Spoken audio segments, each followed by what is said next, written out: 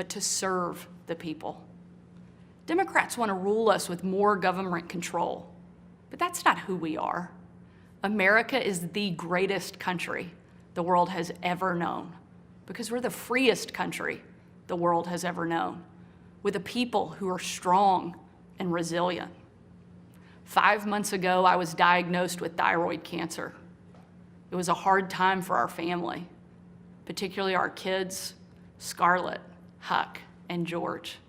But we kept our faith and persevered. Thanks to exceptional doctors here in Arkansas, a successful surgery, and the grace of God, I am cancer-free. Through it all, I couldn't help but think about my mom. She was 20 years old and in her first year of marriage when she was diagnosed with spinal cancer. The doctors told her she might not live, and if she did live, they said she'd never walk again. And if she did walk, she'd definitely never have children. The daughter she was told she'd never have was just sworn in as the new governor of Arkansas and is speaking to you tonight. Adversity and fear of the unknown can paralyze us, but faith propels us to charge boldly ahead. We can't stand still in the face of great challenges. You and I were put on this earth for such a time as this, to charge boldly ahead. I'll be the first to admit, President Biden and I don't have a lot in common. I'm for freedom, he's for government control. At 40, I'm the youngest governor in the country. And at 80, he's the oldest president in American history. I'm the first woman to lead my state, and he's the first man to surrender his presidency to a woke mob that can't even tell you what a woman is. In the radical left's America, Washington taxes you and lights your hard-earned money on fire.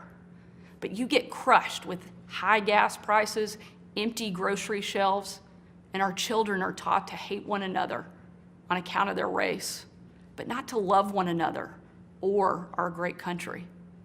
Whether Joe Biden believes this madness or is simply too weak to resist it, his administration has been completely hijacked by the radical left. The dividing line in America is no longer between right or left. The choice is between normal or crazy.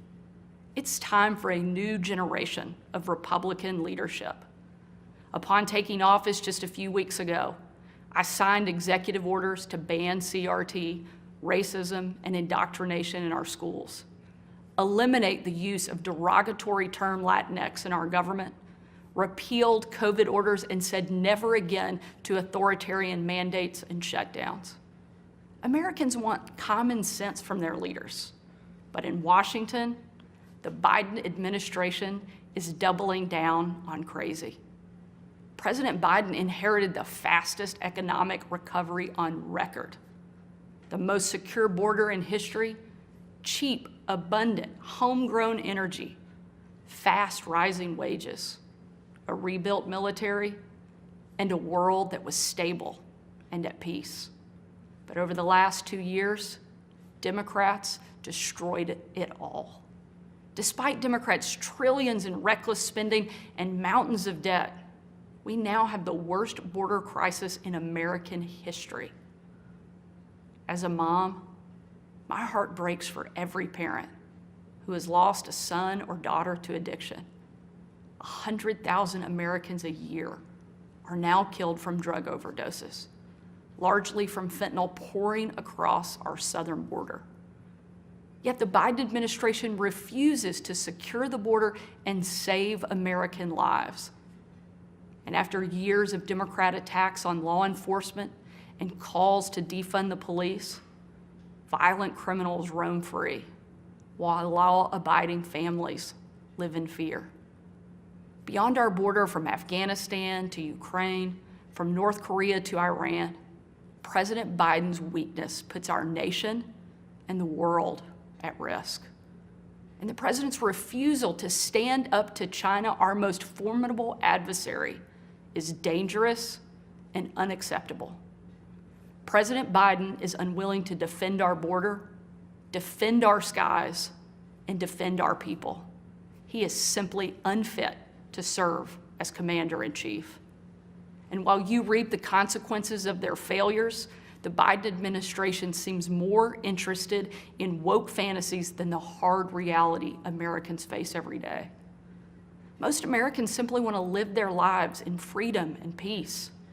But we are under attack in a left-wing culture war we didn't start and never wanted to fight.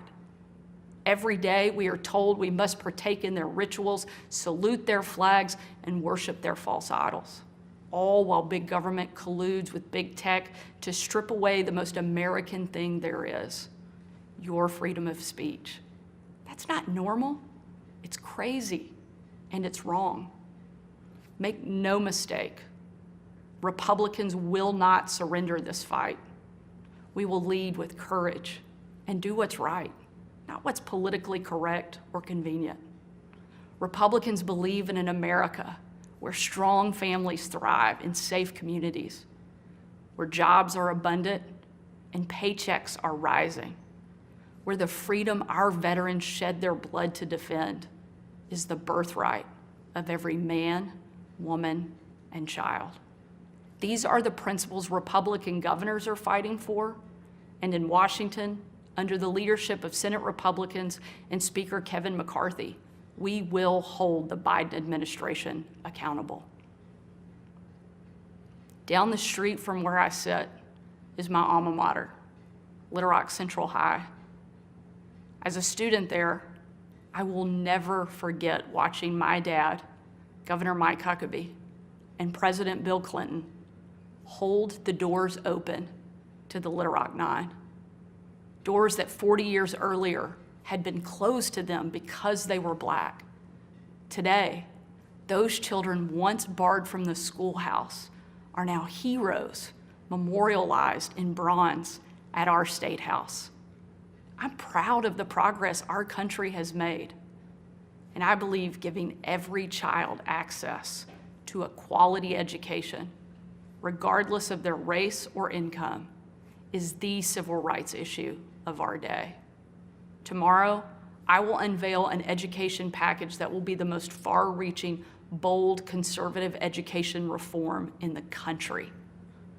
My plan empowers parents with real choices, improves literacy and career readiness, and helps put a good teacher in every classroom by increasing their starting salary from one of the lowest to one of the highest in the nation. Here in Arkansas and across America, Republicans are working to end the policy of trapping kids in failing schools and sentencing them to a lifetime of poverty. We will educate, not indoctrinate our kids, and put students on a path to success. It's time for a new generation to lead. This is our moment. This is our opportunity. A new generation born in the waning decades of the last century, shaped by economic booms and stock market busts, forged by the triumph of the Cold War and the tragedy of 9/11. A generation brimming with passion and new ideas to solve age-old problems.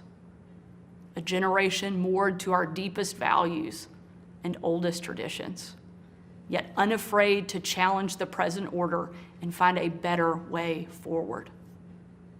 If we seize this moment together, America can once again be the land of the free and the home of the brave. During my 2.5 years at the White House, I traveled on every foreign trip with the president. A trip I will never forget was on December 25th of 2018.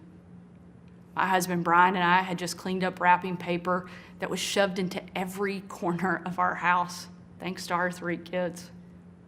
When I had to walk out on my own family's Christmas, unable to tell them where I was going that night, because the place I'd be traveling was so dangerous, they didn't want anybody to know that the president was going to be on the ground, even for a few hours.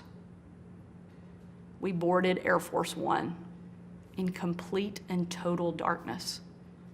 There were no lights on the plane, no lights on the runway.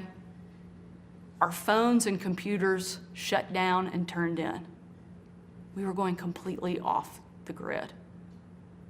Nearly 12 hours later, in the pitch black of night, we landed in the war-torn part of western Iraq. It was again a similar scene. No lights on the plane, no lights on the runway. The only thing you could see was coming from about a mile away in a dining hall where hundreds of troops who were in the fight against ISIS had gathered expecting to celebrate Christmas with senior military leadership from around the region. They had absolutely no idea that the President and First Lady were about to walk into that room.